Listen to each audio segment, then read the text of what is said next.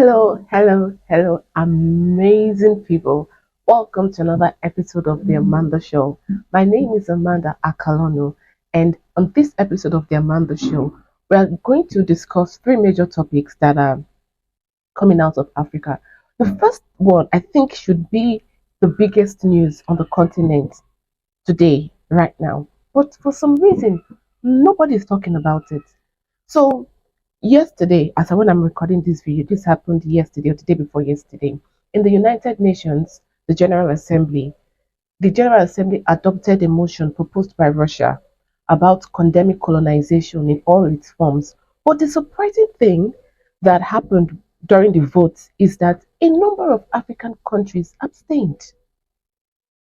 I was shocked. A motion is put in the United Nations General Assembly as requesting for the condemnation of colonialism in all its forms. And African nations abstained from to vote. We abstained from voting. Ha. I don't know why it's not the biggest news in Africa, but right now, but we'll discuss that in this episode. Then from there we'll be going into the second topic. So you all know what has been going on in the Middle East between Israel and several countries in the region. So more recent since last year, October last year was between Israel and Hamas, and that was going on in Gaza, Rafah with the Palestinians. But recently, more recently, Israel expanded the conflict to include Lebanon because of Hezbollah in Lebanon. Well, as this thing was going on, I found out that in the midst of all these things, Africans have been stranded in Lebanon. And one of the painful things about this occurrence is that many of the Africans that are abandoned were abandoned by their Lebanese, most of the word Lebanese people they are staying with. So some of them went and they're serving as maids and other kind of domestic staff. So, but then the people, their bosses in Lebanon, abandoned them. But I want us to discuss that today because I need Africa to realize that no matter how much we clamor and speak up for injustice going on everywhere around the world, which is important, nobody is going to take the African case as serious as Africans. Do you get?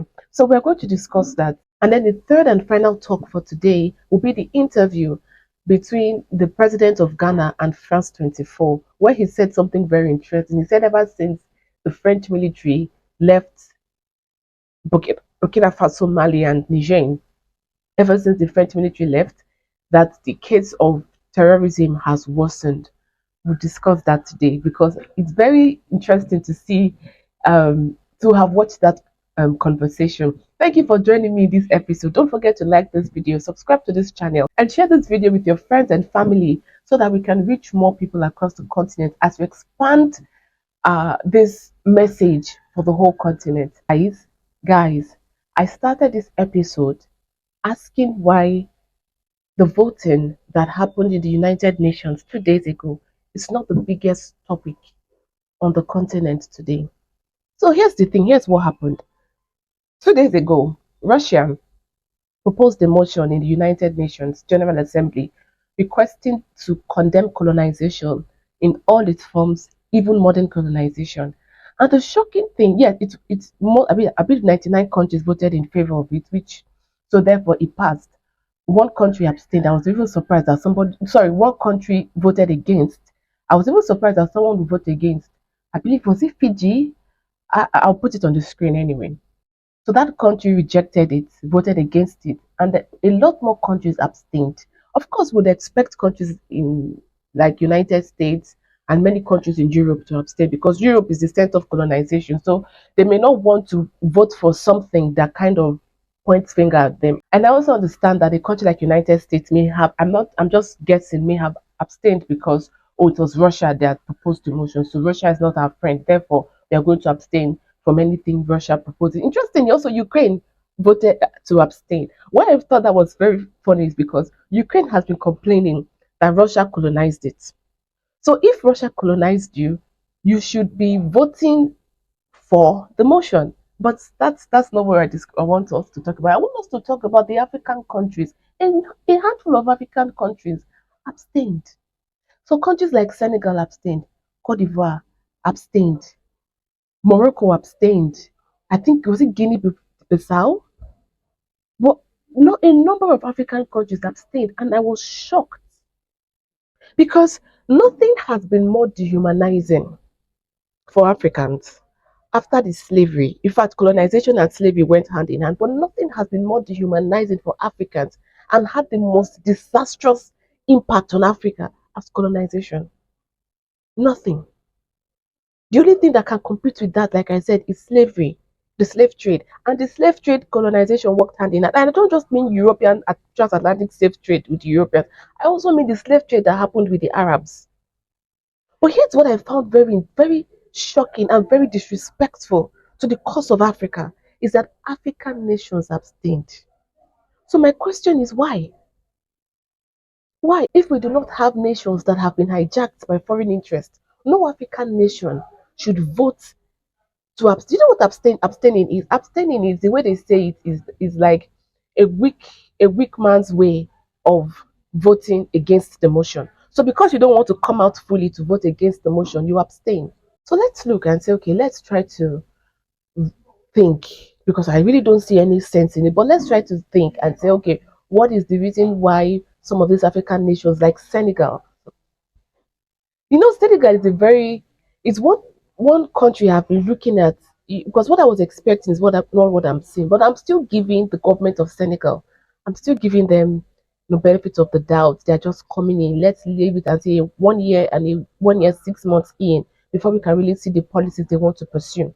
Well, countries like Senegal, Cote d'Ivoire, these two countries, their currency as we speak is still painted by France. They do not have control over their monetary system in Senegal, in Cote d'Ivoire, and they are voting against colonization. So, as I was saying, I want to check. So, maybe the reason why they are voting against, oh, sorry, they are voting to abstain is because the person who or the country that proposed the motion is not their friend. That is Russia. Okay, let's take that.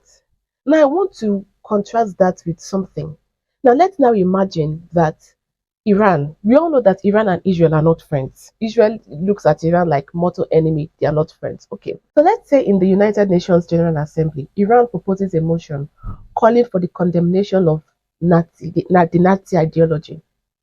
No matter how much Israel hates Iran, no matter how much Israel and Iran are not friends, Israel will never vote to abstain or vote against that motion, even if the motion was put there by people who are that a country that is not its friend. Do you understand? Because there are certain things that should be a core, not a core value of a nation or a region. Like Africa, colonization should be something that it, sh- it should be something that should be looked upon with so much disgust and condemnation. Because that colonization destroyed us. It did. It did. It affected our culture. It affected our people. It affected our ideology. It affected our mindset. It affected our generation. It affected everything.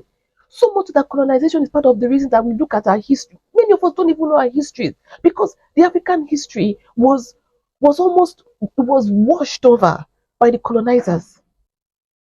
Many reasons why we look at Africa like, oh, backward, and Africa is like a place that has never seen light, and we never even know about the glorious stories of several African regions is because of what colonization did.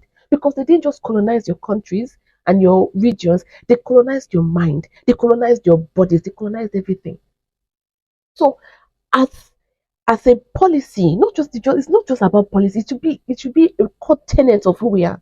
Africans should look with complete disdain and condemnation on colonization. Yet we had African nations abstaining in the United Nations General Assembly against a motion put by a country, whether it's your friend or not your friend, but against a motion that is calling for the condemnation of colonization in all its forms.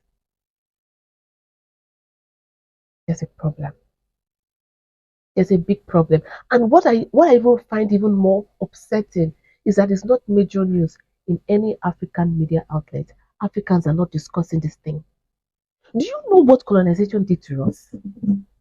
So now let's talk about our ancestors who died fighting colonization. Should we talk about them? When we look at places, say let's take for instance, because usually we talk about the genocide that took place in Germany against the Jews.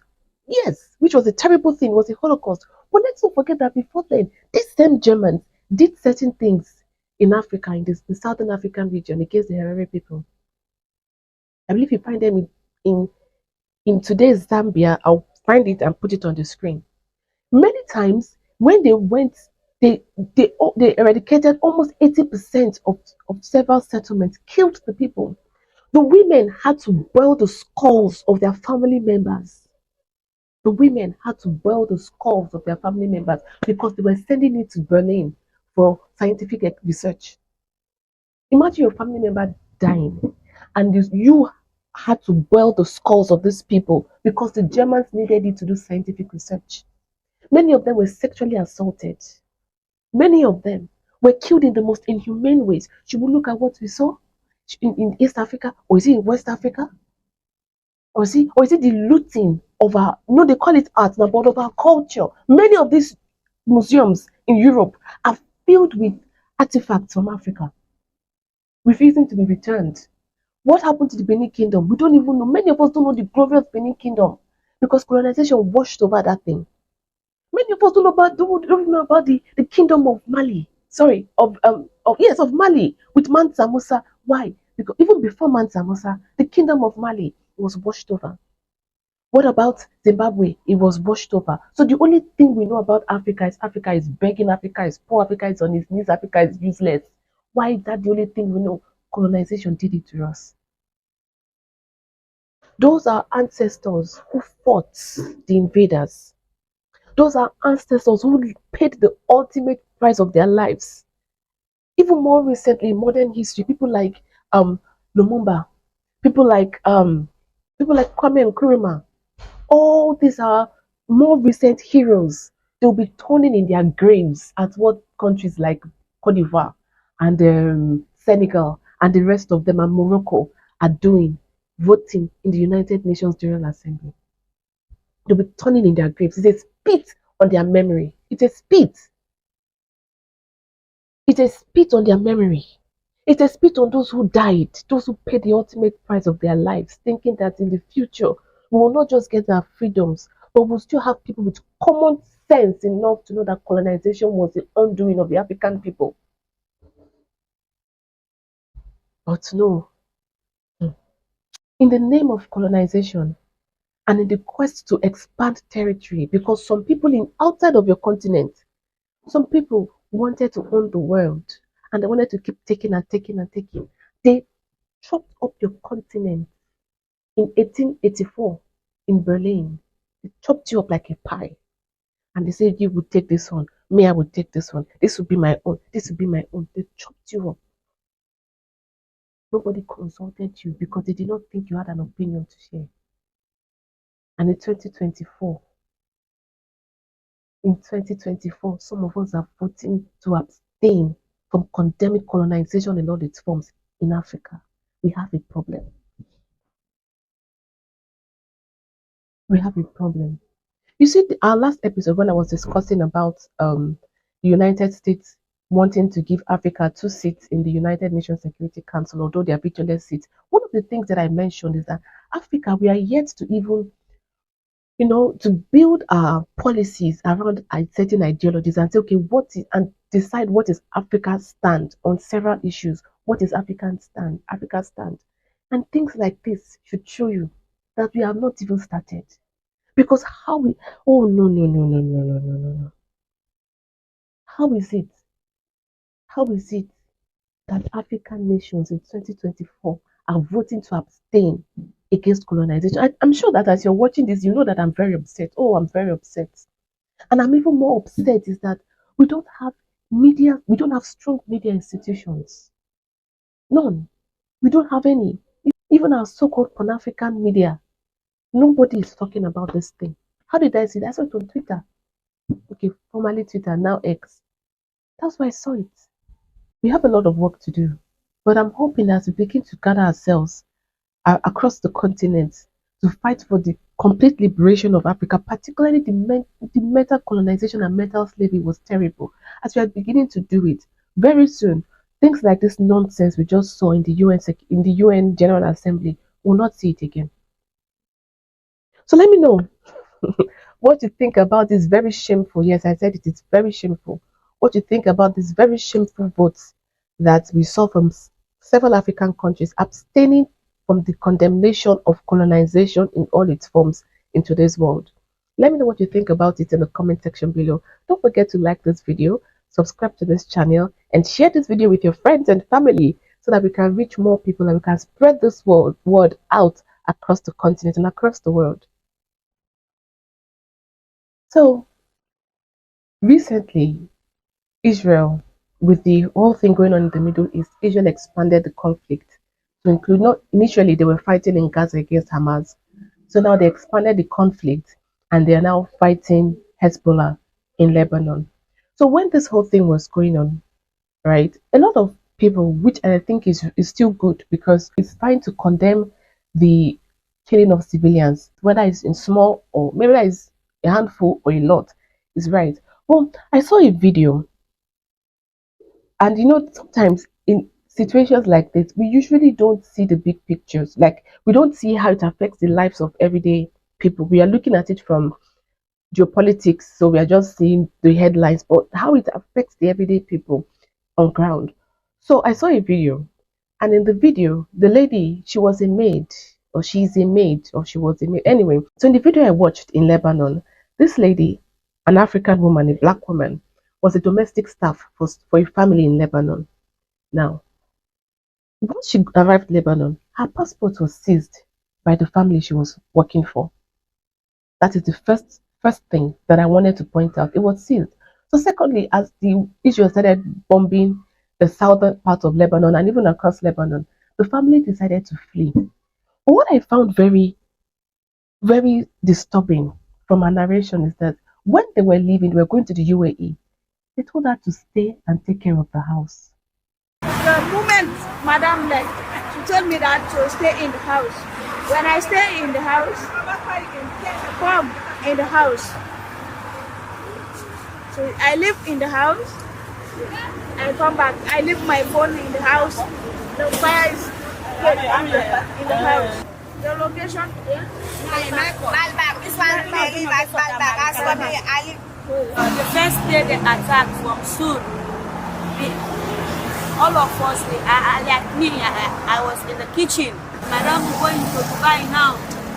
She left me in the streets. She told me there is plenty Africa here. Let me find my sisters. I have kids from Africa.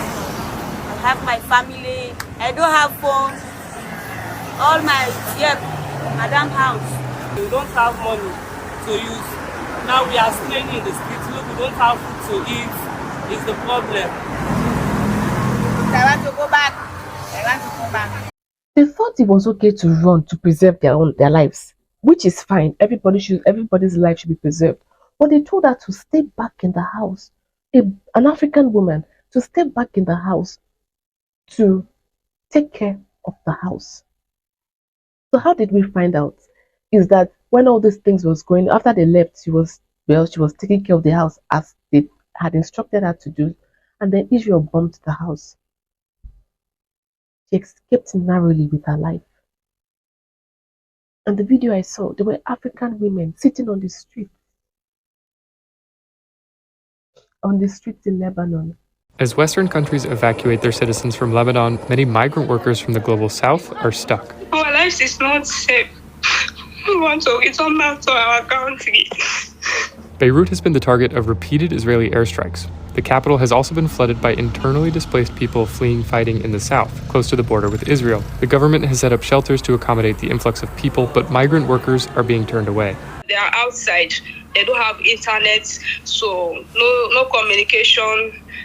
They stay outside. Most of them, they sleep in the beach. So we are suffering. We want to return back. This migrant from the Philippines has been making meals for those on the street. Government schools are offering shelter for people, but migrants are not allowed. So most of the migrants are just in the street if they don't have the embassies or the consulate to accommodate them. The number we have from the embassy, I messaged the number. It's not going to anyone. No one is responding to us. These women say they've also been abandoned by their employers who fled to safety without them. Many say they would like to return to their home countries but can't because their employers still have their passports. So usually this is the system here.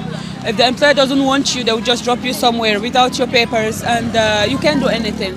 As Israel's military campaign expands and forces more people to flee northward, migrants in Beirut fear their situation only stands to get worse. Some were nursing their babies. Some were just sitting down crying. The number of them.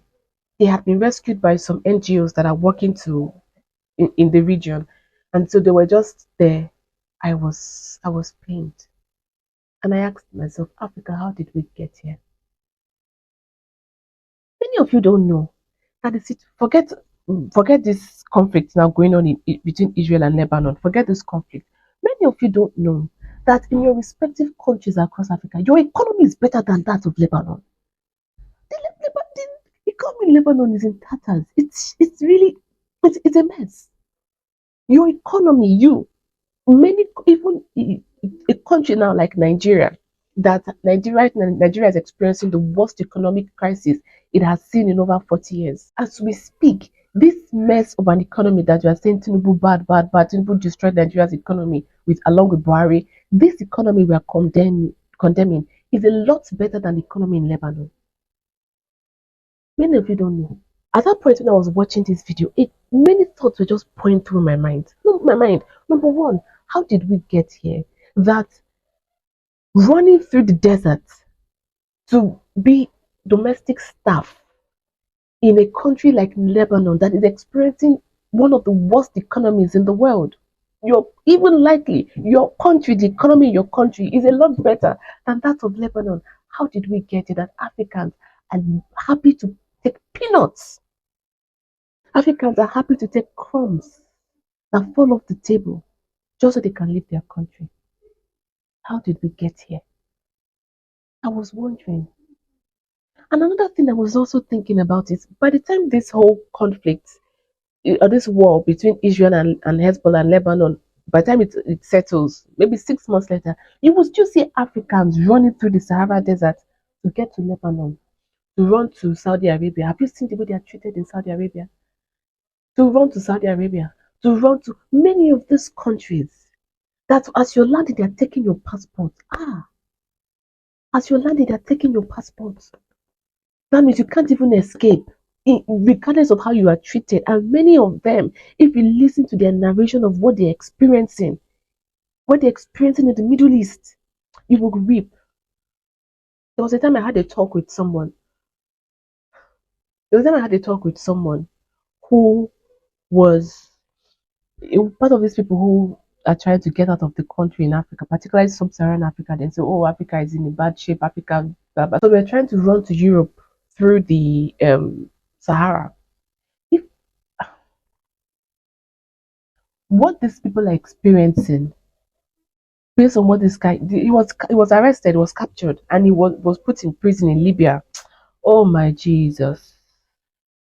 What this guy said they saw trying to get to Europe through the Middle East. Ah, even what they experienced in an African country like Libya, you will weep. You see, one of the most important things that I think that we as Africans can do right now is to elevate the voice of Africa, and not the voice of Africa just with music. Yet all of those things are doing well, but really to delve into this thing of politics, really, and not just politics from our local countries, but geopolitics, because many Africans are still of the belief, you know, that outside is better than here. And this is what I was saying about colonization of the mind. Colonization of the mind, because we feel like there's nothing good can come out of this place. So that's why many people, a lot of us, would rather suffer the Sahara deserts, would rather suffer sitting down in boats, stranded in boats on the sea for several days just to get to Europe, just to escape to the Middle East. Middle East, sometimes, yeah. What kind of life do you think you are going for? What kind of life are you hoping for? That as you're landing a country, they are taking your passports. That means once they take that thing, you are not an individual. There's no place you can run to for help. At least if you have your passport, you can go to your embassy, your country's embassy. If things get out of hand, you can go to your country's embassy, and your country can find a way to move you back to your to your country. The embassy can find a way to move you back to your country. But once your passport is taken, you're almost like you're no, no, not almost, you're a nobody. You don't have rights. You don't have rights. Your identity has been taken away from you. That thing is slavery. That thing is slavery with complete disregard for human life, for your life. You take that thing, you don't have any right. You cannot say, this way you're treating me is not good. Shut up. You don't have an identity. Your passport has been taken. And Africans are going through these things. They are saying, yes, we would rather have that than to stay in our respective countries to fight to make it better. I'm not saying the countries in Africa are blissful. I'm not saying that. If I keep saying that, I've said it several times. Many occasions, your economy in several of these African countries are better than the economy of many of these European countries, even the United Kingdom. Yes, even the United Kingdom. Your economy in several African countries is better than that of the UK. So what is this? This is why I want us to this is what I really want to discuss. Why is it that many Africans would rather die traveling to Europe, going to the Middle East, looking for so-called green pastures instead of staying in their respective countries to fight to make it better? I don't understand this thing. I really don't. Because some of those people now, when they were going, if you had told them, come, let's calm down, this is how we can fix this thing in our local government, or this is what we can do to fix this thing in our state, in our community, or in our country, you will just say, oh, no, no, no, our leaders are so corrupt, Africa is so backward, Africa will never progress. You will hear you will hear the worst things about Africa from the mouths of these Africans. You would hear the worst thing about Africa from the mouths of these Africans. Yet, they are willing to go and become domestic helps in Lebanon. I'm not saying there's anything wrong in being a domestic help. I'm not saying that. But being a domestic help for people who take away your passports, they don't have regard for you. They don't have regard for you. You should know once they are beginning to demand for your passports. You should know that once you're beginning to demand for your passport, you're not coming to see green pastures. Quite right, I understand that in some circumstances, some of these people it was actually a case of human trafficking. They were taken. In fact, where they landed was not where they thought they were going. So I understand. But I'm saying this for those people who know that they are going to do so and so thing somewhere in the Middle East or Europe or in the United States. They know, and they would rather leave to suffer that thing they are suffering in that country or in that region rather than stay in Africa, rather than stay in their country to lend their own hand to make things better. Well, let me know what you think about that. Oh, if I can find that video, I'll post it. I'll put it for you to see. It was painful. It was painful. Every time you see Africans, it's not just painful, it's embarrassing. Really, it's embarrassing because every time you see, when you're saying, oh, people died in the ocean on the boats, they're pulling out the bodies of these people. They're people from Africa. Not only, of course, there are people from the Middle East too. That's the funny thing. People in Lebanon are running away from Lebanon to go somewhere. And we in Africa, we are running to the people that are running from Lebanon, they don't know what they're running from. They don't know what they're running from. I've seen videos of Africans in Europe saying if they had all they need is transport fare. If they had transport fare, they will come back to the continent. I've seen videos of Africans stranded in the Sahara Desert. There's this video I saw. I don't know if I spoke about it here. Stranded in the Sahara Desert. They hadn't seen water in 2 days. They were dusty. Dusty. 2 days, no water. 2 days. If you see them, you'll not believe they were human beings. The dust had so covered them. And these ones would die in the desert. And nobody will give account for them. Nobody knows. The family members just know how they traveled to, they will say they are traveling to Europe. 40 years, nobody had heard. They didn't know that they died 40 years ago when they went out on the trip to go to Europe via the Sahara Desert. Do you see the way they opened fire? Many of these border guards in countries like Tunisia opened fire in Libya on Africans. Ah, God. We will change this thing. We will change this thing. See, let me tell you.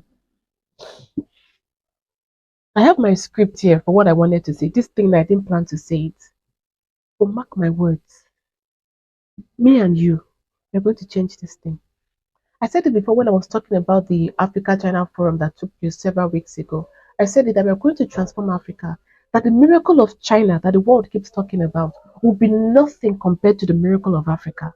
But what do we need is for you and me to decide that it is me that will change. So as you're watching now, say to yourself, it is me that will change Africa.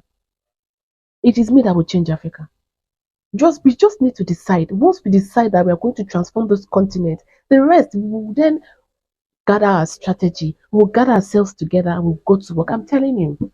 But see all these stories about what Africans go through in the Sahara Desert, in the boats going to Europe. I just saw that Senegal was giving how many several million euros by European countries to keep the migrants here. To keep the migrants here. We see it with Tunisia. Many of these African countries, they are Europe is saying, don't come, we don't want your migrants, don't come, stay back, and they are paying and they are throwing money at the problem.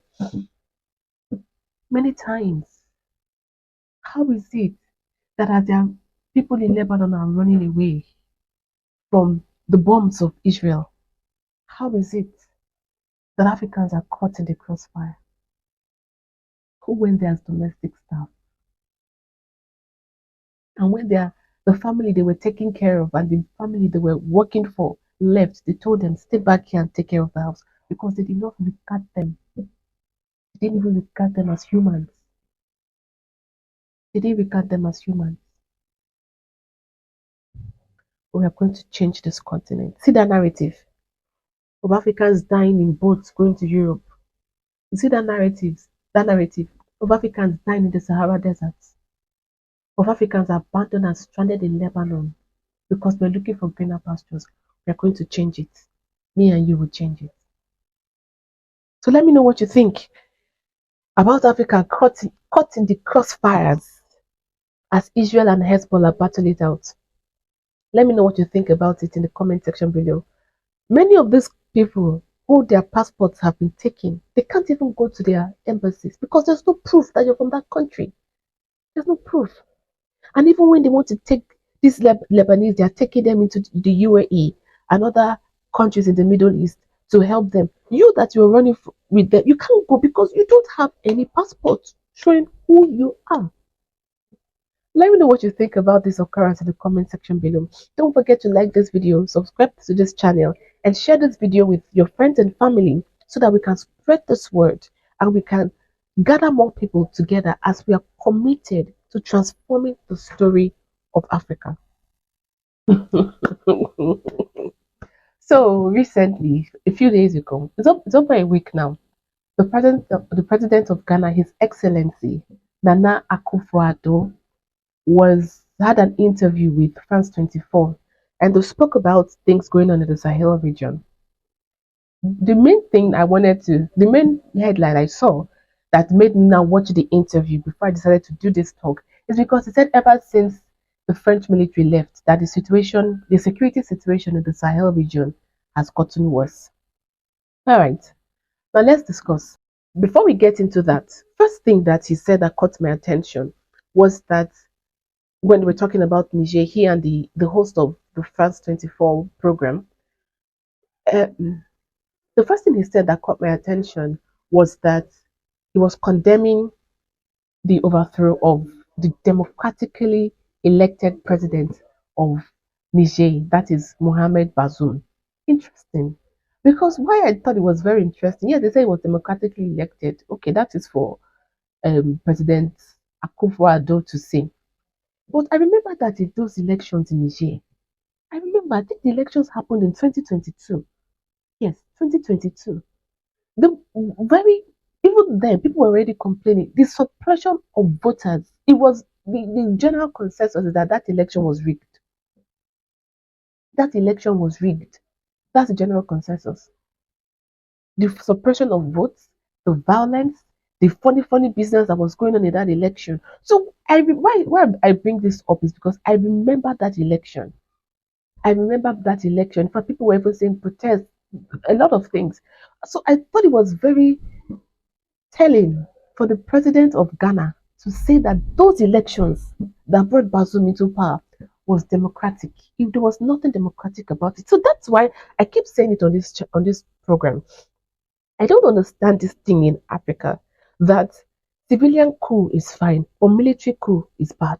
I don't understand why. Because what we saw in Niger in 2022 was a coup. It was a coup d'etat. That man was not. It was not the will of the people to put him into power. It wasn't. He rigged his way into power.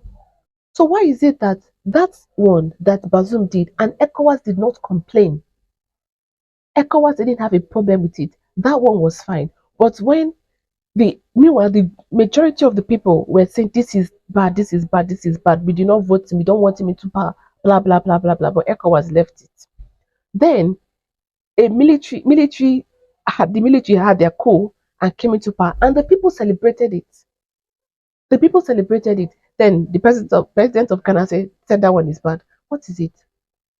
If coup is bad. Whether you're wearing a military uniform or you're wearing civilian clothing. If coup is bad. Because what is democracy? Democracy is supposed to be government of the people. The majority of the people say this is who we want to represent us, and that person gets into office. So we are seeing that majority of the people in Niger did not want Bazoum, but he went into office, and everybody ECOWAS and clearly the president of Ghana said that is fine.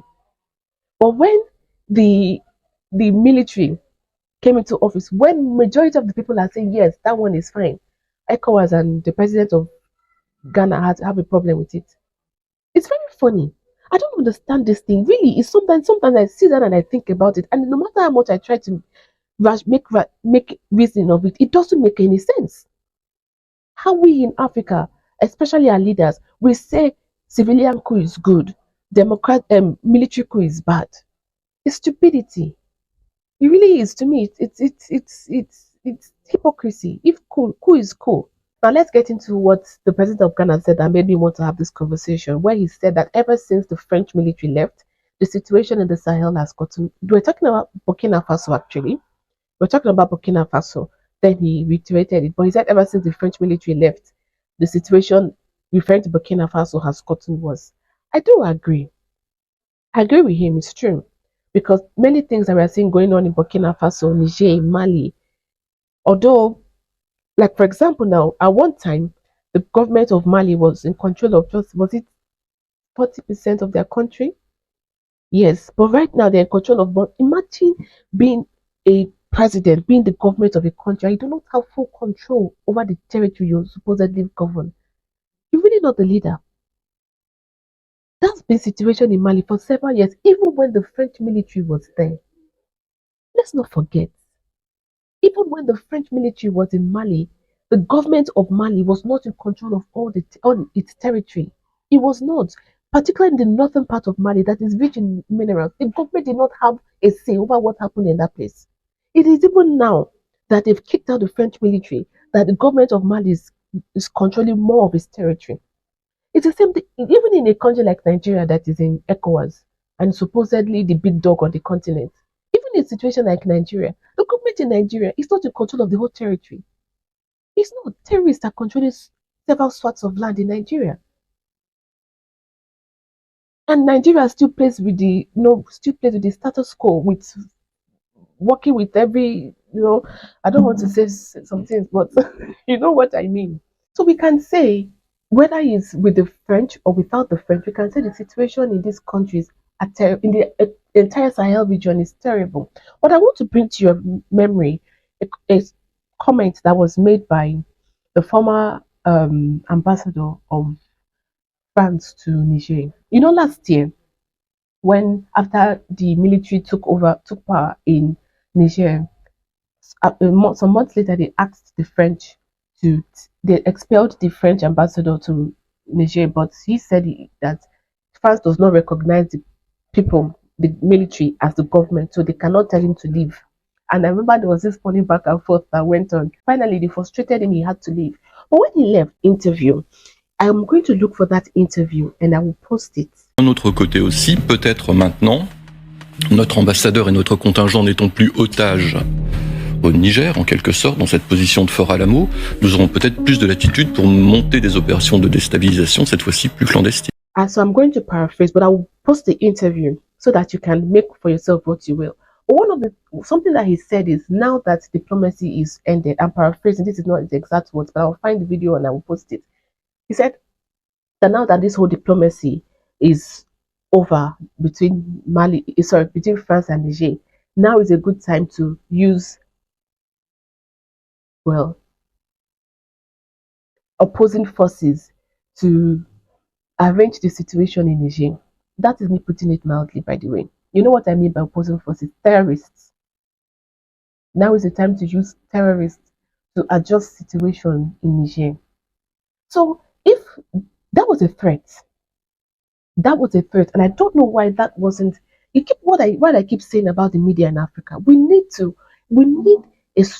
strong media institutions on this continent that will speak and that will enlighten the people to know what is going on. Looking back, I don't know why that wasn't a major conversation on the continent. Why that wasn't what everybody in the continent was discussing.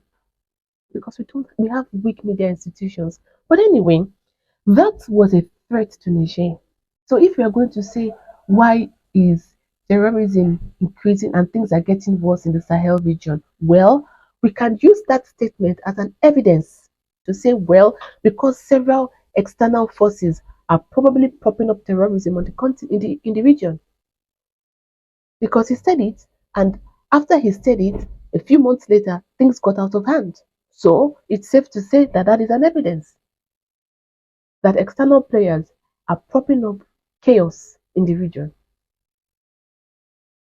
You know, funny enough, this same France 24, several weeks ago, there was an interview between France 24 and the separatist leader of Mali. Now, if you were the people from that certain region, you may be saying, okay, that he is fighting for, the so-called person is fighting for independence, blah, blah, blah, blah, blah. Because, like I said before, the government of Mali didn't used to control that region in the north of Mali where there's a lot of resources, but now they're in control of it. So the separatist leader went on France 24 and he threatened the government of Mali. Notre revendication qui est mise en exergue aujourd'hui, c'est le statut politique et juridique de la Zawad. Mais ce qui est sûr, quelle qu'en soit la situation, la décision est prise de la libération complète du territoire de la Zawad de ses occupants, qu'ils soient du gouvernement de la Jeune ou de notre ou de ses alliés. Ça veut dire quoi concrètement, une indépendance de ce territoire? Ça veut dire que nous verrons par la suite, mais pour l'instant, notre territoire sera libéré de ses occupants. Concrètement, l'indépendance, l'autonomie? On verra par la suite. Pour l'instant, nous portons un statut politique et juridique de la Zawad qui veut dire beaucoup de choses en son sein. Et nous ne pensons pas qu'aujourd'hui, il s'agit de discuter de cela. Le plus important aujourd'hui, c'est de résister, c'est de survivre et c'est de tenir aussi face à toutes les menaces. On France 24. Now, like I said, if you're of a certain place, you may say he's a separatist leader. But if you're looking at it from the standpoint of the government of Mali, he's a terrorist. Yes, if you're looking at it from the standpoint of the government of Mali, he's a terrorist. So he went on France 24, platformed separatist leader / terrorist, depending on which angle you look at it from, platformed him, and he threatened the government of Mali and said that they were going to take back that region. He said it on this same France 24. And like I've said several times in this episode, I don't know why these things were not the biggest conversations on the continent. Why? Because we have weak media institutions. There's something I want us to do with media in Africa. It's been on my mind for a really long time. We need to take citizen journalism seriously in Africa. And I'm not doing it this year.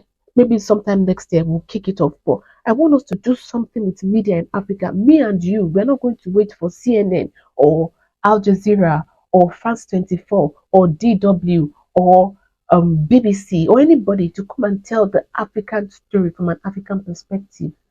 No matter how many BBC Africa they will have, or BBC Igbo, or BBC Hausa, BBC Yoruba, no matter how many CNN Africa, African voices they have, no matter how many RT Africa, or Sputnik Africa, or TGTN Africa they have, nothing, nobody, not the United States, not United Kingdom, not Germany, not France, not Russia, not China, not Turkey, nobody would champion the African cause like an African media institution. An African media institution that runs for the interest of Africa, not funded by external players. Because many of these so-called media institutions in Africa, you will see their grants, $500,000 coming from, say, the Open Society Foundation, coming from Mellon Foundation. Because many of these so-called media outlets in Africa are funded by outsiders. So many times they have to do the bidding of their funders. Do you understand me? So I want us to work on this thing, and we're going to work on it next year because there are things I want to put in place before we kick that off. But I will put it at the back of your mind that me and you, it's the two of us, nobody else. Do you get? Is it both of us that are going to work together to create a better media outlet for Africa that would champion the cause of Africa, that would discuss geopolitics and local politics from an African perspective. Because if we had these institutions, we would not have seen the nonsense we saw in the United Nations. We would not have seen that embarrassing situation we saw in the United Nations, where countries like Senegal and Cote d'Ivoire were voting to abstain from a motion that was put to condemn colonization in all its forms. We would not have seen such a thing. So we're going to work on it, and I want you to keep that in mind. Those are one of the things that I'm planning for us to do in 2025 by next year. So what do you think about the president of Ghana saying that, number one, Bazoum was democratically elected? Number two, that the situation in the Sahel region has gotten worse. Let me know what you think about all of this in the comment section below. Don't forget to like this video, subscribe to this channel, and share this video with your friends so that we can spread this word and transform the continent together. Thank you so much for joining me today. And that's it. That's all we're covering in this episode of the Amanda Show. I'm so glad that you joined me today. Don't forget to let me know all your opinions in the comment section below. Thank you so much for joining me today, and I'll see you in the next episode. Bye-bye.